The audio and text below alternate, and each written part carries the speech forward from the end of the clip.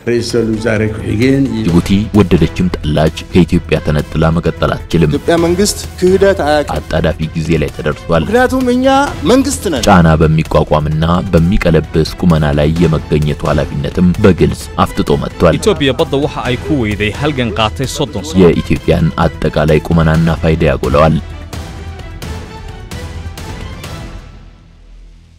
በቅርቡ የጅቡቲ ፓርላማ ባካሄደው ስብሰባ ሀገሪቱ ለፕሬዝዳንትነት እጩነት የደነገገችውን የእድሜ ገደብ ማንሳቷን የምክር ቤቱ አፈ ጉባኤ አስታውቀዋል። እንዲህ ያለው ለዓመታት የቆየው ድንጋጌ የመሻሯ ምክንያቱ አሁናዊው የሀገሪቱ ፕሬዝዳንት እስማኤል ኦመር ጊሌ ለመጪው ስድስተኛ ዙር ምርጫ ተወዳዳሪ መሆን ይችሉ ዘንድ መንገድ ለመጥረግ ይመስላል።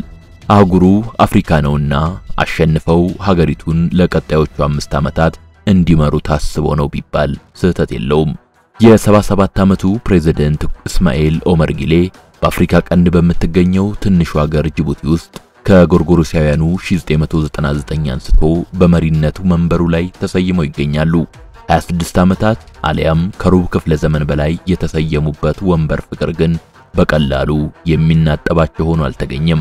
እናም ሀገሪቱ እድሜው ከ75 ዓመት በላይ የሆነው ሰው ለፕሬዝዳንትነት እንዳይወዳደር የሚከለክለውን ግልጽ የሕገ መንግስት አንቀጽ በፓርላማቸው በኩል አሰርዘውና አስደልዘው በመጪው ሚያዝያ ወር በሚካሄደው ቀጣዩ ምርጫ ተወዳድረው መጪዎቹን 5 ዓመታት ለመምራት እያሟሟቁ ነው። በሀገሪቱ ባለው ውስን የመናገርና የፕሬስ ነጻነት ምክንያትም የሚገጥማቸው ተቃውሞም ሆነ መገዳደር አነስተኛ መሆኑ ሳይታለም የተፈታ ነው። ከ4 ዓመት በፊት በ2021 ተካሂዶ በነበረው ምርጫም እስማኤል ኦመር ጊሌ 97 በመቶ ድምጽ በማግኘት ፓርቲያቸው አብዛኛውን የሀገሪቱ ፓርላማ መቀመጫ መያዝ ችሏል። በምርጫም ባይሆን በእድሜ ገደብ ምክንያት አዲስ ፊት ማየት ለናፈቃቸው ጅቡቲያውያን ግን ችግር ባለበት የአፍሪካ ቀንድ ውስጥ የምትገኘውን ሀገራችንን ደህንነት ለማረጋገጥ የሕገ መንግስቱን የእድሜ ገደብ ማሻሻል አስፈላጊ ሆኖ አግኝተነዋል በሚል አዛውንቱ ሰው በነበራቸው ሚና እንዲቀጥሉ ተወስኖላቸዋል።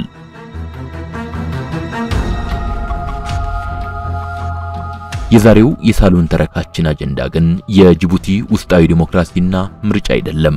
ይልቁንም ኢትዮጵያ የ90 በመቶ የወጪ ገቢ ንግድ በሮና በማገልገል ላይ የምትገኘው ሀገር ጂኦፖለቲካዊ ቁመና ኢትዮጵያ አሁን ላይ የተከተለች ካለው ቀይ ባህርን የመድረስ ፖሊሲ አንፃር እንዴት አደጋ ወደማትሆንበት ደረጃ ማውረድ ይቻላል በሚለው ነጥብ ዙሪያ ሐሳቦችን ማንሳት ይሆናል። እግረ መንገድም የጅቡቲን የጎሳ ፖለቲካ በወጉ በመረዳትና በመበለጥ አፋሮችን ወደ ስልጣን የማብቃቱ ስራስ ወደፊት እንዴት መሰራት ይኖርበታል በሚለው ነጥብ ዙሪያም ጥቂት ነገሮች ለማለት እንሞክራለን። አብራችሁን ቆዩ የሚለው የተለመደው ግብዣችን ነው። ውድ የሳሎን ቤተሰቦች በመሃል ፒያሳ ዳግመኛ የማይገኝ እድል በሜሪት ፕሮፐርቲስ ተመቻችቶሎታል። 70 በመቶ ለሚከፍሉ 30 በመቶ ራሱ እንደሚሸፍን ያበስራል። ለባለ አንድ መኝታ አማራጭ ውስን ቤቶች ቀርተዋል። በዚሁ ሳይት በ3 ዓመት ውስጥ ጥንቅቅ ብለው የሚረከቧቸውን ባለ 2 እና ባለ 3 መኝታ ቤቶች በካሬ ከ90 ሺህ ብር ጀምሮ በ10 በመቶ ቅድመ ክፍያ ለተወሰኑ ቀናት ብቻ ያገኛሉ። ባለ 2 መኝታ በ720 ሺህ ብር፣ ባለ 3 መኝታ በ1 ሚሊዮን ብር ቅድመ ክፍያ የራሱ ያድርጉ። ያስደናቂ እድል የተመቻቸው ለ10 ቤቶች ስለሆነ ፈጠን ብለው በ0987 27 28 30 ይደውሉ። የቀጠናው ልዕለ ኃያል ናት። የቀጠናው የትኛውም የሰላም የደህንነትና ልማት ጉዳይም ይመለከታታል ለምትባለዋ ኢትዮጵያ ባህር በር አልባ መሆን ከፍተኛ የራስ ምታት ብሎም የውርደት ምልክት መሆኑ ግልጽ ነው። እንዲህ ያለው የህልውና ጥያቄም ለፖለቲካ ፍጆታ ብቻ የሚወሳ አጀንዳ ተደርጎ ሊወሰድ የማይችልባቸው 1000 ምክንያቶች አሉ። ለዚህም ነው ኢትዮጵያ የቀይ ባህር ኃይል መሆኗን በተግባር እስካላስመሰከረች ድረስ ህልውናዋና ሉዓላዊነቷ ጥያቄ ውስጥ ይቆያል የሚለው ድምዳሜ አገባብ ሆኖ የሚቀጥለው። በርካታ የሩቅና የቅርብ ሀገራት ተጨማሪ ጥቅም ፍለጋ በሚንቀሳቀሱበት ቀጠና በእጅ ያለን አሳልፎ እስከ መስጠት የሚዘልቅ ደካማነት ከታሪክና ከትውልድ ተጠያቂነት የማያድን ስራ ነው የሚያስብለውም ለዚህ ነው። ከዚህ አንፃር በጅቡቲ ያለቀለት ጉዳይ እንዳያጋጥም በሚያግዝ መልኩ በመርህና በስርዓት የሚመራ ተግባራዊ እንቅስቃሴ ማድረግ አጣዳፊ ጊዜ ላይ ተደርሷል። ከስካሁኑ የባሰ የወደፊት ጣፈንታ ጭምር ከሚወሰንበት ደረጃ መደረሱም ሊታመን ይገባዋል። በጅቡቲ የሰፈሩ ኃይሎች በሙሉ የመካከለኛና የረጅም ጊዜ ግብ አላቸው።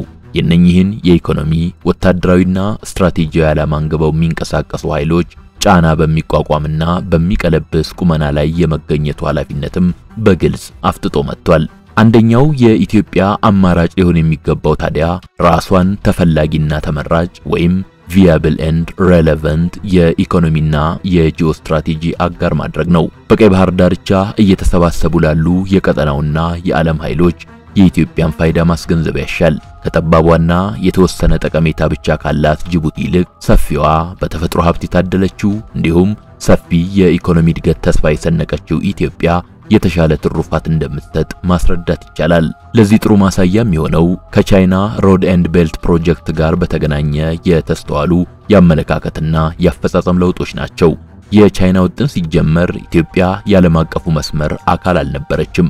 በቀደመው መንግስት በተደረገው ርብርብ ግን በጅቡቲ ወደብ እንዲያበቃ የታቀደው ፕሮጀክት የባቡር ሀዲዱን ተከትሎ እስከ አዲስ አበባ እንዲደርስ ወደ ተቀረው የምስራቅና ማዕከላዊ አፍሪካም የመግቢያ በር ማድረግ ተችሏል። እንደ ጅቡቲና ግብጽ ቀጥተኛ የጂኦስትራቴጂ ጠቀሜታ መስጠት ባይቻል እንኳን ተዘዋዋሪ የፖለቲካ የኢኮኖሚና ወታደራዊ አቅም እንዳለ በተግባር ማስመስከሩ የኢትዮጵያን አጠቃላይ ቁመናና ፋይዳ ያጎላዋል።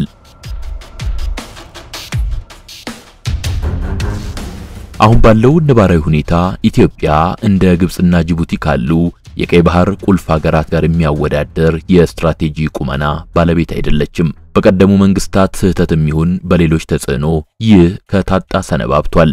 ከዚህም በመነሳት ተፈላጊነትንና ተመራጭነትን መልሶ መቀዳጀቱ እንደሚጠበቀው ቀላል ላይሆን ይችላል።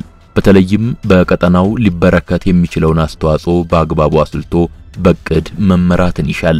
በኢኮኖሚ፣ በፖለቲካ፣ ወታደራዊና የስትራቴጂ መስኮች ኢትዮጵያ ከሌሎች በተለየ የሚኖራትን ፋይዳ ቆጥሮ መለየት የሚመለከታቸውንም አካላት መሳብ ይፈልጋል። ኢትዮጵያ በጅቡቲ ለከተሙ የቀጠናውና የዓለም ኃይሎች የምታቀርባቸውን አማራጮች መለየትም እንዲሁ ያስፈልጋታል።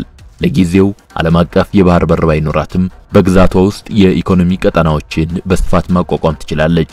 በጅቡቲ የሚገኘው የቻይና የነጻ ገበያ ዞን አስቀድሞ በምስራቅ ኢትዮጵያ በድሬዳዋ ሊመሰረት ታቅዶ እንደነበር ማስታወሱ ለዚህ ሐሳብ ያዋጭነት አመላካች ነው። ውጥኑ ከቻይና የሚመጡ የኢንዱስትሪ ውጤቶችን በኢትዮጵያ በማከማቸት ወደ ተቀረው የአፍሪካ ክፍል ማከፋፈል ነበር። ለዚህም የኢትዮጵያ አየር መንገድ ወደፊት የሚስፋውን የባቡር ትራንስፖርት አማራጭና የድንበር ተሻጋሪ መንገዶችን መገንባት ታሳቢ ተደርጎ ነበር። የመካከለኛውና የረጅም ጊዜ ውጥን ከተበጀ ይህንን ማድረጉ አሁንም ይቻላል።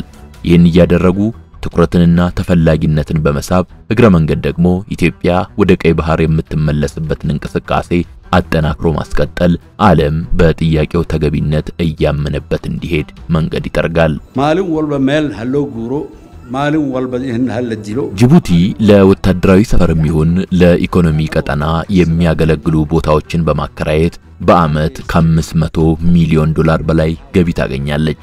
ይህ ከነኛ አገልግሎቶች የሚገኘውን ተዘዋዋሪና ተዛማጅ ጥቅም አያካትትም። በርግጥም ሌላ የገቢ ምንጭ ለሌላት ሀገር ይህ ቀላል ገንዘብ አይደለም። እነኛ ሀገራት የጅቡቲን መልካም ፍቃድ በዘላቂነት ለማረጋገጥ ሲባልም ተጨማሪ የቴክኒክ የፖለቲካና ወታደራዊ ደህንነት እንዲሁም የአይነት ድጋፍ ቢያደርጉ ያስገርምም።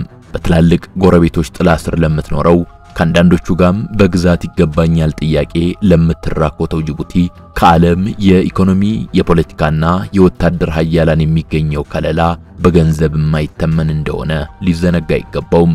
ኢትዮጵያ በጅቡቲ ላይ ያላትን ተሰሚነት ለማጎልበት ማለትም ጅቡቲ በተለያዩ ታሪካዊ ጥፋቶች እንደታየው ኢትዮጵያ ላይ ፊቷን በማዞር በበቀል ጨንገር የማትገርፍ ሀገር እንድትሆን ከግዛቷ ፖለቲከኞች በተጨማሪ የነኚህን ኃያላን ፍላጎት ከግምት ማስገባትም ይኖርባታል። ጅቡቲ የኢትዮጵያን ቀይ ባህር የመድረስ ፍላጎትና ሙከራዎች ከማደናቀፍ ጀምሮ ከወራት በፊት እንደታየው ከግብጽ ጋር ጥምር ዳንስ ውስጥ በመግባት በኢትዮጵያ ላይ ጥገኛ ከሆነችበት የኤሌክትሪክ መብራት ነፃ ለመውጣት በካይሮ በኩል የሶላር ቴክኖሎጂ ግንባታ ለማከናወን የቀረበላትን ጥያቄ እስከ መቀበል መሄዷን በማጤን የውስጥ ፖለቲካዋን ለአዲስ አበባ በሚመች መንገድ ለመቃኘት ሙከራ ማድረግ የሞት ሽረት ነው።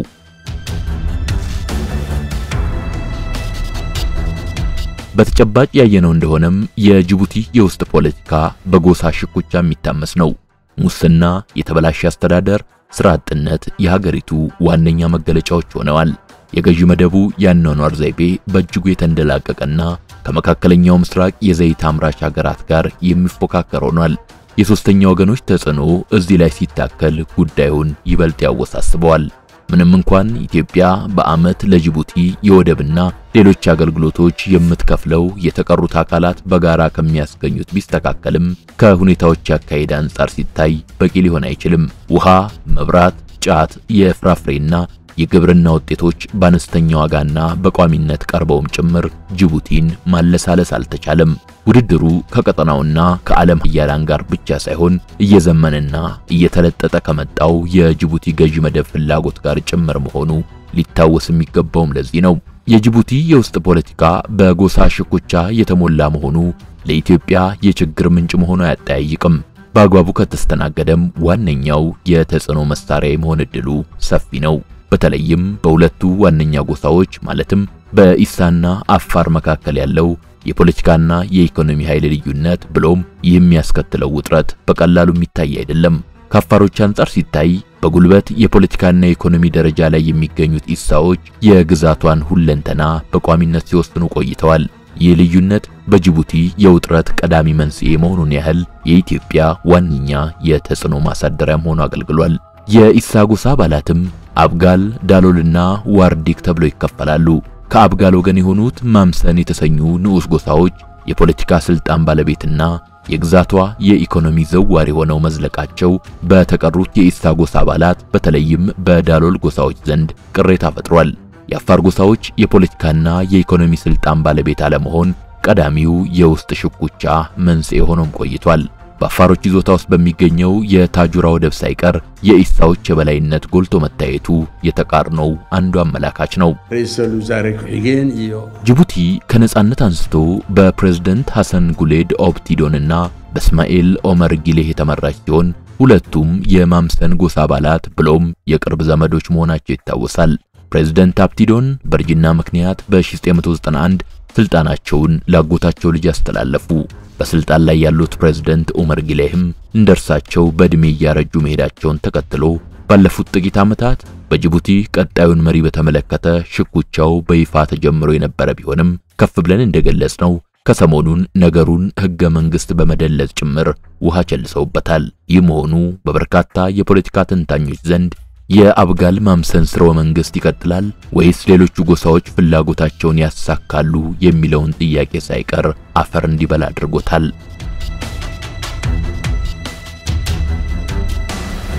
ጅቡቲ ለሌሎች ወገኖች ከምትሰጠው አገልግሎት ከምታገኘው የማያንስ ገቢ ከኢትዮጵያ እንደምታገኝ ቀደም ብለን ጠቅሰናል። የትኛውም ሶስተኛ ወገን በጅቡቲ የሚያከናውናቸው የመሰረተ ልማት ግንባታዎችም በዋነኝነት ጠቀሜታቸው ለኢትዮጵያ እንደሆነ አይዘነጋም። በርግጥ የባቡር መስመሩም ሆነ የወደብ አገልግሎቱ ቢቋረጥ የጅቡቲ ህልውና የኢትዮጵያን ያህል ለአደጋ አይጋለጥም። ነገር ግን ጅቡቲም ብትሆን መጎዳቱ አያጠያይቅም። የሁለቱ ሀገራት ህልውና በማህበራዊ፣ በኢኮኖሚ፣ በፖለቲካና በስትራቴጂ በጥብቅ የተቆራኘ መሆኑን ማስታወሱ ይበጃል። ጅቡቲ ወደደችም ጠላች ከኢትዮጵያ ተነጥላ መቀጠል አትችልም። ከዚህኛውም ወገን የሚመነጭ የትኛውም ጫናና ጥቃት ቀጥተኛም ሆነ የእጅ አዙር ግዛቷን ለከፋ አደጋ ማጋለጡም በተደጋጋሚ ተስተውሏል። ይህንን ለመረዳት የጅቡቲን የፖለቲካ ህይወት አሁንም በስሱ መዳሰሱ አስፈላጊ ነው። እንደሚታወቀው ኢትዮጵያ በጅቡቲ የሚገኙት የአፋርና ኢሳ ጎሳዎች ዋነኛ መገኛ ናት። እንዲሁም የሁለቱ ጎሳዎች የሃይማኖት ወይም ባህላዊ መሪዎች መቀመጫም በኢትዮጵያ ነው። የኢሳ ጎሳ መሪ ኡጋዝ መቀመጫው ድሬዳዋ ሲሆን የአፋር ባህላዊ መሪ የሆነው ሱልጣን መዲና ደግሞ አሳይታ ነው። ከጎሳ መሪዎቹ በተጨማሪ ቁጥሩ ከፍተኛ የሆነ የሁለቱ ጎሳ አባላት በኢትዮጵያ የሚኖር ሲሆን ከጅቡቲያውያን የማይተናነስ እስከ 1 ሚሊዮን የሚደርስ የኢትዮጵያ ስደተኛም በዚያው በጅቡቲ ይኖራል። እዚህ ላይ በግልጽ ሊጠቀስ የሚገባው የጅቡቲ በኢትዮጵያ የጫት ምርት ላይ ጥገኛ የመሆኗ እውነታ ነው። በቅርቡም የኤሌክትሪክ ኃይልና የመጠጥ ውሃ አቅርቦት ተጀምሯል። እነኚህ እውነታዎች ካላቸው ማህበራዊ፣ ኢኮኖሚያዊና ፖለቲካዊ አንድምታ አንፃር በአግባቡ ሊመዘኑ ይገባል። አጠቃላይ ሁኔታው ለጅቡቲ ቀጥተኛ የደህንነት ስጋት፣ ለኢትዮጵያ ደግሞ በአግባቡ ከተያዘ የተጽዕኖ መሳሪያ ሆኖ ሊያገለግል ይችላል። ቀደም ብለን ለመጠቆም እንደሞከርነው የግብጽ በጅቡቲ ዙሪያ መሽከርከር ዋነኛ ኢላማ ትንሿ ሀገር ኢትዮጵያ ላይ ጥገኛ የሆነችባቸውን ጉዳዮች በመለየት ቀስ በቀስ ጅቡቲን ከኢትዮጵያ መነጠል ቢሆንም ይህ ግን ቢያንስ ኢትዮጵያ እየሄደችበት ያለው የቀይ ባህር አባል ሀገር የመሆን ጥረት እስከሚሳካ ድረስ በቶሎ መሆን የሚችል አይመስልም። ያም ሆኖ እስከዚያው ድረስ ጅቡቲ ለኢትዮጵያ ቁልፍ የህልውና ነጥብ እንደመሆኗ መጠን አጠቃላይ እንቅስቃሴዋን ባንክሮ መከታተልና የጎሳ ፖለቲካዋንም ለኢትዮጵያ በሚመች መልኩ መስራት ተገቢና ወሳኝ ነው። ይሄ ደግሞ ዛሬ ጀመረ ሳይሆን ጥንትም የነበረ የኢትዮጵያ ፖሊሲ ነው። በርግጥ ነጻይቱ ጅቡቲን በተጽዕኖ ስር ማቆየቱ ተከታታይ ጥረት መጠየቁ አልቀረም። አንደኛው አካሄድ የአፋር የፖለቲካ ኃይሎችን በመሳሪያነት መጠቀም ላይ ያተኮረ ነበር። ምንም እንኳን በንጉሠ ነገሥቱ ዘመን ማሳካት የተቻለውን የአፋር ጎሳን የህዝብ ቁጥርና የስልጣን የበላይነት በመጡት መንግስታት ማስቀጠል ባይቻልም እነኚህን ወገኖች በማደራጀትና በማስታጠቅ የጅቡቲን የውስጥ ፖለቲካ ለመቆጣጠር ግን ተሞክሯል። ታሪክ እንደሚያስረዳን ዩኒና የጅቡቲ ህዝባዊ ንቅናቄ የተሰኙ የአፋር ተቋሚ ድርጅቶችን በወታደራዊ ዘርፍና በፖለቲካ ትምህርት በማሰልጠን ኢትዮጵያ በግዛቷ ማሰማራት ጀምራ ነበር። የሁለቱ ድርጅቶች ከፍተኛ አመራሮችም በሶሻሊዝም ርዕዮት ዙሪያ በየካቲት 66 የፖለቲካ ትምህርት ቤት ጭምር አጫጭር ኮርሶች እንዲወስዱ ተደርገዋል። በተጨማሪም ፕሮጀክት አቃቂ ተብሎ በተሰየመ ተልእኮ የኢትዮጵያ አፋሮች እየተመለመሉና ወታደራዊ ስልጠና እየወሰዱ በጅቡቲ እንዲሰማሩ ተደርጓል። የአፋር የፖለቲካና ወታደራዊ ኃይሎችም ተደጋጋሚ ጥቃቶችን በመፈጸም ተሰሚነታቸው እንዲጎላ ሆኗል። እነኚህ የኢትዮጵያ ጥረቶችና የፈጠሩት ተጽዕኖ ውጤት አስገኝተውም ጅቡቲ ነጻነቷን በሰኔ 1969 ስትቀዳጅ አፋሮቹ ከኢሳ ጎሳ መቀመጫ በአንድ ወንበር ብቻ አንሰው እንዲወከሉ እስከ ማስደረግ ተደረሰ። ሆኖም በአፋር ጎሳ መሪዎች መካከል በነበረው ሽኩቻ ምክንያት በኢትዮጵያ የተጠበቀውን ያህል ውጤት ማግኘት አልተቻለም።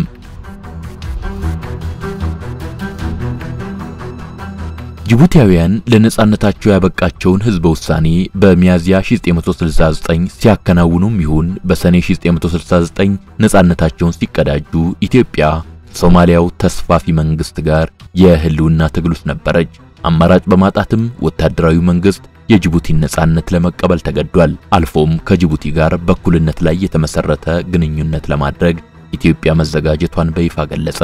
በቀጣይ የተነደፈው ፖሊሲ በጅቡቲ ጉዳይ የሶማሊያን ጣልቃ ገብነት መቋቋምና መቀልበስ እንዲሁም በጅቡቲ ወደብ ላይ ያለውን ጥገኝነት ለመቀነስ የሚረዱ አማራጮችን ማበጀት ነበር። የአሰብ ወደብንና የነዳጅ ማጣሪያውን መልሶ ለማደራጀት ብሎም ከአዲስ አበባ አሰብ የባቡር መስመር የመዘርጋቱ ውጥንም የዚህ ቁጭት ውጤት ጭምር ነበር። የአሰብ አስተዳደር ተጠሪነቱ ለማዕከላዊ መንግስት የተደረገበት አንዱ ምክንያትም ከዚህ ጋር የተያያዘ ነበር። የመንግስት የውስጥ ግምገማ በግልጽ እንዳመላከተውም በጅቡቲ ጉዳይ ኢትዮጵያ በሶማሊያ መሸነፏንና የቤት ስራዋን በአግባቡ እንዳልተወጣች አምኖ ተቀብሏል። በጅቡቲ የነጻነት ቀን በዓል ላይ ከኢትዮጵያ ይልቅ ለሶማሊያ ልዑካን የተሰጠው ክብርና ትኩረትም ለዚህ እንደ ዋነኛ ማሳያ ተወስዷል። ብሔራዊው የጅቡቲ ሰንደቅ ዓላማም ቢሆን የሶማሊያ መንግስት ላደራጀው የጅቡቲ ነጻ አውጪ ንቅናቄ የተነደፈ አርማ መሆኑ ልብ ሊባል ይገባዋል። ኢትዮጵያ በወሳኝ ብሔራዊ ጥቅሟ ዙሪያ ልታደርግ ይገባ የነበረውን ትግል በውስጥ የፖለቲካ ሽግግር ቀውሷ ምክንያት አኮላሽተዋለች። የቀደመው የታሪክ ሂደት በግልጽ እንደሚያመለክተው ኢትዮጵያ በጅቡቲም ይሁን በተቀረው ቀጠና አይኗን ለቅጽበት ከነቀለች ከእጅ የሚያመልጡ ጥቅሞች እንደሚበረክቱ ነው። የፖለቲካ ስልጣን ሽግግር ወቅቶች በአመዛኙ ከ3 እስከ 4 ዓመታት ይፈጃሉ። ከውስጥ ቀውሱ ባሻገር ግን እነዚህ ዓመታት በሀገሪቱ ብሔራዊ ጥቅሞች ላይ የሚያስከትሉት እጦት ይመዝናል። በዚህም አገርና ትውልድ ውድ ዋጋ ሲከፍሉ ቆይተዋል። የጅቡቲ ሁኔታም ከዚህ የተለየ አይደለም። ትልቆቹም ይሁኑ ትንንሾቹ ጎረቤት ሀገራት ከኢትዮጵያ የሚሿቸውን የተለዩ ጥቅሞች ለማስፈጸም ከሚነሱባቸው ወቅቶች መካከል እነዚህ የኢትዮጵያ የፖለቲካ ቀውስ ወቅቶች ቅድሚያውን ይይዛሉ። ኢትዮጵያ መንግስት ክህደት አያውቅም። ምክንያቱም እኛ መንግስት ነን። ኢትዮጵያ የኢኮኖሚና የደህንነት ህልውናዋን በሶስተኛ ወገን መልካም ፍቃድ ላይ መስርታ ልትቀጥል እንደማትችል ከመቼውም ጊዜ በላይ አሁን ግልጽ ሆኗል። በአመት ከ1 ቢሊዮን ዶላር በላይ በጅቡቲ ለሚገኘው የወደብና ተዛማጅ አገልግሎቶች ይከፈላል። 130 ሚሊዮን ህዝብ ማስተናገድ የሚችል አስተማማኝ የኢኮኖሚ እድገት ስለማስመዝገብ ማለሙ አማራጭ የሌለው የህልውና ጉዳይ ነው። ይህንን ሊሸከም የሚችል የውጭ ንግድ መስመር ማበጀትም ያስፈልጋል። አስተማማኝ የባህር በር እስካልተገኘ ድረስም ኢኮኖሚው ከግብርናው ዘርፍ ጥሬ ዕቃን ከመላክና ከጨርቃ ጨርቅና ጥቃቅን ኢንዱስትሪ የዘለለ አቅም ለማጎልበት እንደሚቸገር በተደጋጋሚ ተስተውሏል። የውጭ ኩባንያዎች በኢትዮጵያ ትልልቅ ፕሮጀክቶችን ከማያከናውኑባቸው ምክንያቶች መካከልም የባህር በር ጥያቄ ቀዳሚውን ቦታ እንደሚይዝ መታመን ይገባዋል። ምርትን በቀላሉና በትንሽ ዋጋ ለዓለም ገበያ ማቅረብ እስካልተቻለ ድረስም አዋጭነቱ ዝቅተኛ ይሆናል።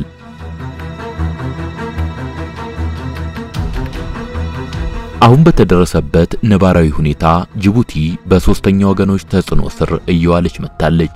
በዘውዳዊው አገዛዝ በወታደራዊ መንግስትና በኢህአዴግ ጊዜ እንደነበረው ኢትዮጵያ የጅቡቲ ህልውናን በብቸኝነት የምታረጋግጥ ሀገር አይደለችም። ይልቁንም ጅቡቲ ለኢኮኖሚያዊ የደህንነትና ፖለቲካዊ ፍላጎቷ ተጨማሪ የቀጠናውንና የዓለምን ኃያላን ድጋፍ ማግኘት ችላለች። በዚህ ሂደት ውስጥ ኢትዮጵያ በቀጥታ ልታሳድረው የምትችለው ተጽዕኖ ሙሉ በሙሉ ባይጠፋም በእጅጉ ቀንሷል። ቀጣይ የግንኙነት መርሆች ሲነደፉም ከፍ ብለን እንዳነሳነው ከወትሮው ጠለቅ ያለ በእጃዙር የውስጥ ፖለቲካዋ ላይ ተጽዕኖ ማሳደር የሚያስችሉ ስራዎችን ሰርቶ ቢያንስ ትንሿ ሀገር በኢትዮጵያ የባህር በር የማግኘት ሙከራ ላይ ጠላቶችን ጎትታ በማምጣት እንቅፋት መሆን በማትችልበት ደረጃ ልትከረከም ይገባል። ለዚህ ደግሞ እንደማንኛውም ሌሎች ህልውናቸው እንደሚያሳስባቸው ሀገራት በጅቡቲ ፖለቲካ ውስጥ ኢትዮጵያ የድርሻዋን ማማሰል ይኖርባታል። ሰላም ለሀገራችን፣ ሰላም ለምድራችን።